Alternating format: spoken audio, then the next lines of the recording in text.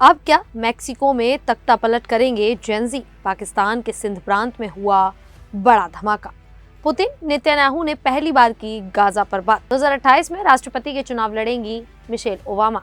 बांग्लादेश को long term crisis में झोंक रहे यूनुस। नमस्कार, मेरा नाम है शालिनी और आप देख रहे हैं द न्यूज़ 15। स्वागत है आपका हमारे खास प्रोग्राम दुनिया के हालचाल में। चलिए नजर डालते हैं बड़ी खबरों पर विस्तार से। मैक्सिको में हालात तेजी से बिगड़ रहे हैं। जेनजी युवाओं ने सरकार के खिलाफ बड़े पैमाने पर विरोध प्रदर्शन शुरू कर दिया है। ये प्रदर्शन बढ़ते अपराध दर, भ्रष्टाचार और हाल ही में मिचोआकान के मेयर कार्लोस मांजो की हत्या के खिलाफ हो रहे हैं। मांजो के समर्थक भी इन प्रदर्शनों में शामिल हैं, जिससे भीड़ और ज्यादा आक्रामक हो गई है। मैक्सिको सिटी में हजारों लोग नेशनल पैलेस की ओर मार्च करते हुए बैरिकेड तोड़कर आगे बढ़े, जहां राष्ट्रपति क्लाउडिया शीनबाम रहती हैं। स्थिति नियंत्रण से बाहर होते ही पुलिस ने आंसू गैस का इस्तेमाल किया। झड़पों में 100 पुलिसकर्मी घायल हुए, जिनमें 40 को अस्पताल में भर्ती कराया गया। 20 नागरिकों के घायल होने और 20 लोगों की गिरफ्तारी की पुष्टि भी की गई है। प्रदर्शनकारियों का आरोप है कि शीनबाम की ड्रग कार्टेल से मिली भगत है और उनकी नीतियों ने अपराध को बढ़ावा दिया है। शीनबाम अमेरिका की नीतियों की आलोचक और वेनेजुएला समर्थक रही हैं, जिसके चलते वे अंतर्राष्ट्रीय राजनीति में विवादित रही हैं। अक्टूबर 2024 में सत्ता संभालने के बाद उन्होंने 70% लोकप्रियता बनाए रखी थी, लेकिन सुरक्षा व्यवस्था और हाई प्रोफाइल हत्याओं, खासकर मांजो की हत्या के बाद जनता में असंतोष बढ़ गया। जेनजी के भारी विरोध से उनकी सरकार पर गंभीर संकट खड़ा हो गया है। तो वहीं पाकिस्तान के सिंध प्रांत में एक बड़ा धमाका हुआ है, जहां लतीफाबाद इलाके में एक अवैध पटाखा बनाने वाली अस्थायी फैक्ट्री में जोरदार धमाका देखने को मिला। ये विस्फोट शनिवार रात को हुआ और इसकी तीव्रता इतनी ज्यादा थी कि आसपास का एक हिस्सा पूरी तरह ढह गया। बचाव टीमों ने अब तक मलबे से 7 लोगों के शव निकाल लिए हैं, जबकि कई लोग घायल हुए हैं। अधिकारियों को आशंका है कि कुछ लोग अभी भी मलबे के नीचे फंसे हो सकते हैं, जिनमें महिलाएं और बच्चे भी शामिल हैं। रेस्क्यू 1122 के प्रवक्ता ने बताया कि फैक्ट्री बिना लाइसेंस के चल रही थी और धमाके का वास्तविक कारण तभी पता चलेगा जब बचाव अभियान पूरा हो जाएगा। मलबा हटाते समय कई जगह दीवारें गिर चुकी थी, जिससे राहत कार्य और मुश्किल हो गया है।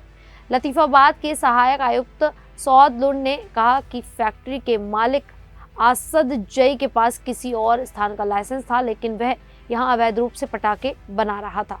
हादसे के बाद मालिक फरार है और उसकी खोज की जा रही है। घायलों में से 3 की हालत बेहद गंभीर बताई जा रही है, जिन्हें बताया जा रहा है कि वो 98% से ज्यादा जल चुके हैं। इससे पहले इसी तरह की घटना अगस्त में कराची में हुई थी, जिनमें 2 लोगों की मौत और 33 लोग घायल हुए थे। सिंध के मुख्यमंत्री ने इस अवैध फैक्ट्री पर सख्त कार्रवाई और जांच के आदेश दिए हैं। तो वहीं रूसी राष्ट्रपति व्लादिमीर पुतिन और इजरायल के प्रधानमंत्री बेंजामिन नेतन्याहू ने शनिवार रात पहली बार गाजा मुद्दे पर लंबी और महत्वपूर्ण फोन पर बातचीत की। ये बातचीत उस समय हुई जब संयुक्त राष्ट्र सुरक्षा परिषद में अमेरिका के गाजा प्रस्ताव पर मतदान होना है, इसीलिए ये कॉल अंतर्राष्ट्रीय स्तर पर काफी अहम मानी जा रही है।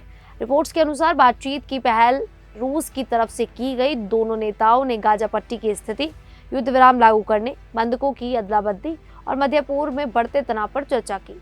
रूस ने बताया कि बातचीत में ईरान के परमाणु कार्यक्रम और सीरिया में शांति बहाल करने के प्रयासों पर भी चर्चा हुई। अमेरिका ने जो प्रस्ताव लाया है वह राष्ट्रपति डोनाल्ड ट्रंप की 20 सूत्री योजना पर आधारित है। इसमें तुरंत युद्ध विराम, इजरायली सेना की चरणबद्ध वापसी, बंधकों की रिहाई और गाजा में एक अस्थायी प्रशासन की व्यवस्था शामिल है।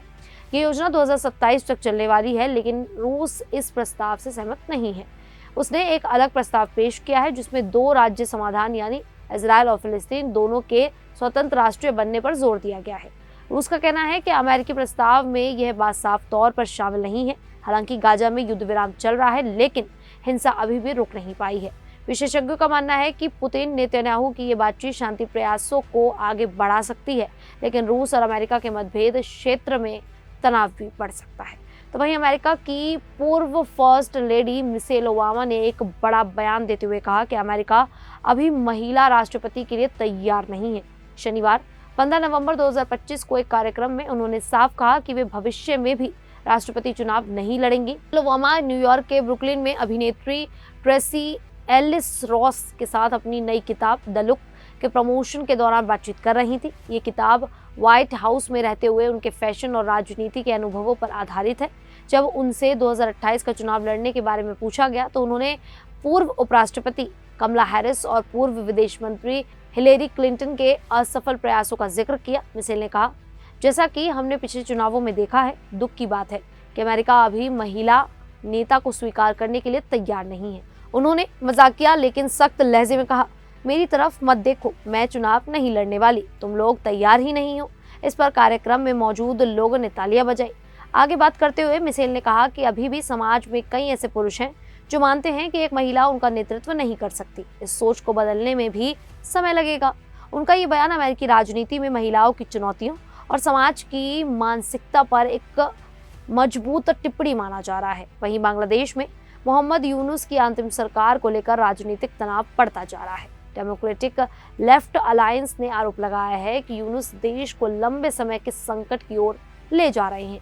एलडीए का दावा है कि सरकार बीएनपी, जमात इस्लामी और एनसीपी जैसी पार्टियों को खुश करने की कोशिश कर रही है, जिससे हालात और खराब हो रहे हैं। हाल ही में यूनुस ने राष्ट्र के नाम संबोधन में घोषणा की कि फरवरी 2026 के पहले 15 दिनों में राष्ट्रीय चुनाव और जनमत संग्रह एक साथ कराए जाएंगे। एलडीए ने इस फैसले को एक तरफा और असंवैधानिक बताया। उनका कहना है कि संविधान में ऐसे आदेश जारी करने का कोई प्रावधान नहीं है। स्थानीय अखबार द डेली स्टार के अनुसार एलडीए ने कहा कि जनमत संग्रह कराने का अधिकार सिर्फ राष्ट्रपति को है।